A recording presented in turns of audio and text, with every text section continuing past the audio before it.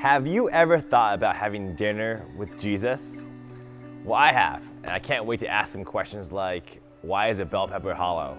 Well, that was my childhood question. But anyway, weak intro again.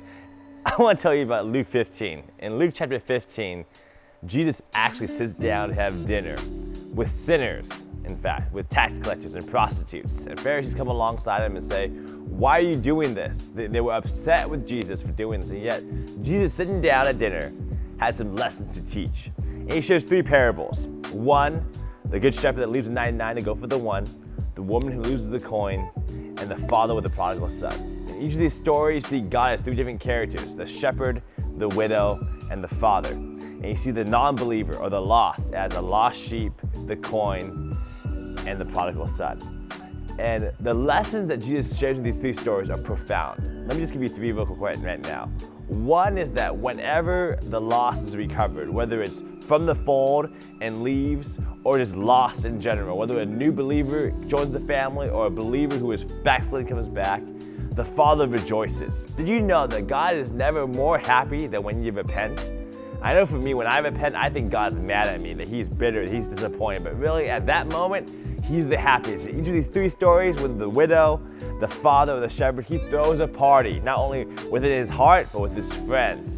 The heaven rejoices not only when we repent, but also when sinners get saved. Number one. Number two is that when there is a lost person, whether backslidden or never saved, they're like a coin, which means they have value.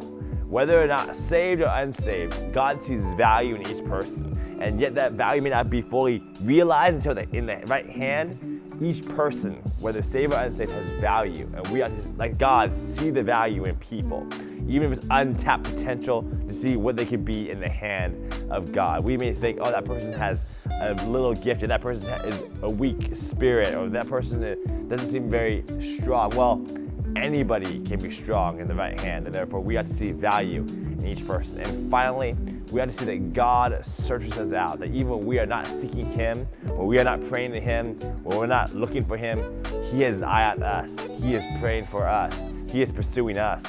When the prodigal son returned home, it says, while still a long way off, the father saw him and ran. Before the son saw the father saw him. That means that even when I don't see God or sense God, he sees me. But on top of that, when we come close to God, not only does he come close to us in equal fashion, as I walk toward God, he runs towards me. I want to tell you that no matter where you are in your life, God is running towards you if you repent to him. God bless you. Have your own dinner with Jesus. Have some time with him today. Let him talk to you for himself.